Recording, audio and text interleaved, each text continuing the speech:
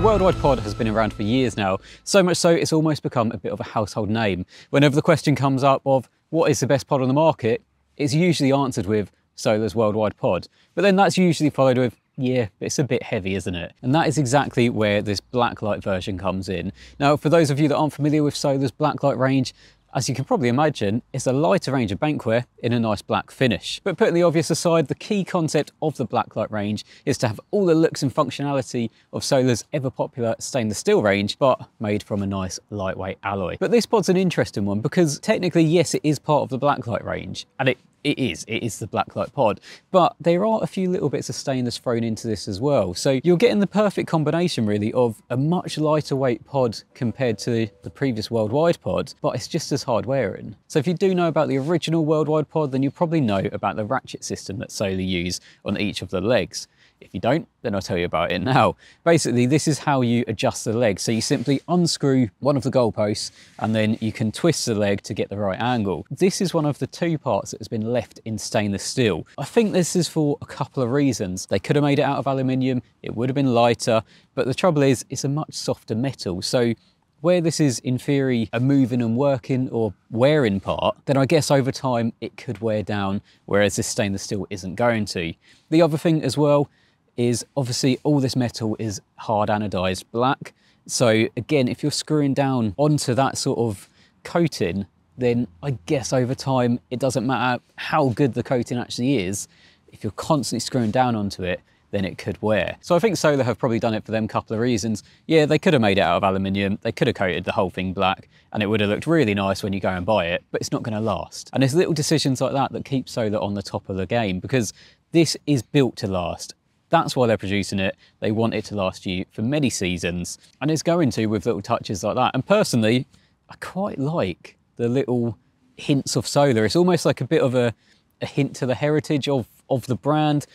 Obviously, they started making stainless, and even though, yes, they're adapting with the times, everyone wants nice matte black things, they're still keeping a little bit of their personality in there. So in terms of flexibility, pretty much the whole pod is adjustable. Like I say, thanks to the ratchet system, you can adjust the angle of the legs, which then in turn adjusts the height, because obviously if they're at a more upright angle, then that's going to raise the pod up slightly. But then the legs themselves are adjustable. So you get 4 6-inch legs. Each one of these can then extend as well. So in theory, using the combination of the ratchet and then the legs themselves, you can get this pod quite high off the deck if you wanted to. But this is where the other bit of stainless comes in. And again, I think it's from a hard wearing point of view. So at the tip of each of the legs, you've probably got about an inch spike of stainless steel. So obviously today I've got it literally on paving slabs. I think again, if that was the anodized aluminium going straight down directly onto these slabs, over time that coating will wear. Like I said, it doesn't matter how hard the anodizing is, as soon as you start getting scratches on it and things like that, it could potentially wear. So again, it's forward thinking from Solar. They know that the stainless is just bulletproof. So by putting the stainless tips on each of the legs, you're going to have no issues of coating coming off or anything like that. Moving on to the central bar, this is completely extendable as well. The shortest length it can be is 400mm, but it can extend right out to 690. So it can almost double in size. So if you do want a wider pod, then you can do. I quite like it being nice and compact, but there are certain situations where you do want to elongate the pod to give you that bit more stability. The buzz bars are also completely adjustable as well, so if folded handles aren't your thing, then you don't have to have your rods really tight together. You can extend both front and back buzz bars, and I guess it will help with a bit more stability as well, because you're kind of spreading that weight out. So if you're elongating the pod and then widening it as well, then it's going to be a lot more grounded if it is quite harsh windy conditions. But this is a very, very stable pod anyway. As you can see, front and back, the buzz bar is actually attached to this pod via more of a goalpost setup. Instead of having a single upright, you've got two, and they're quite tight together as well. So again, it's really helping with that stability. It's keeping it a nice tight package.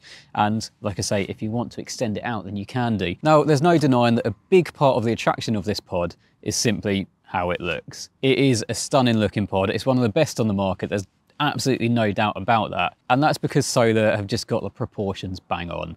Obviously, they followed suit from their worldwide pod. They know what they're doing in terms of making a pod look good.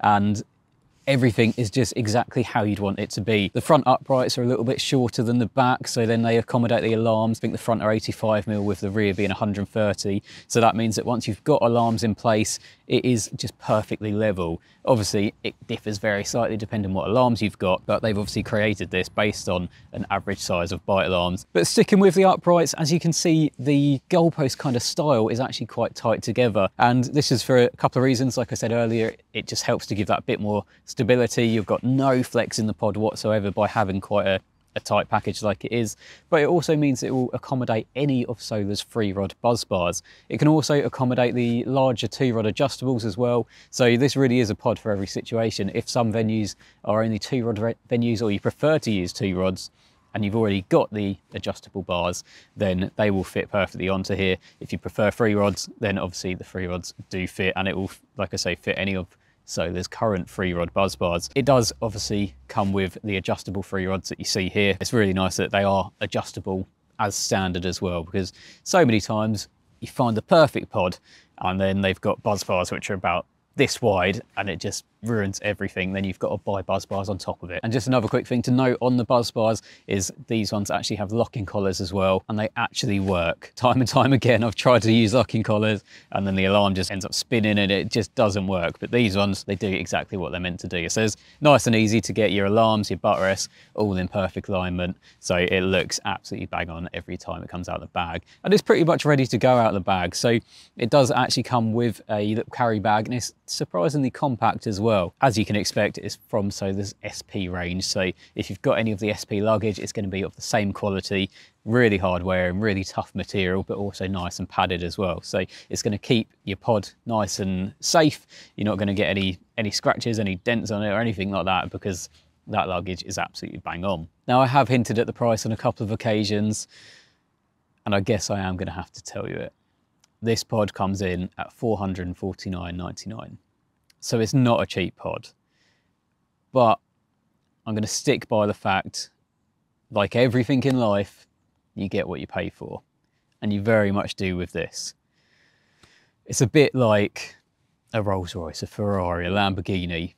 They don't come cheap. Yeah, you can buy a smart car.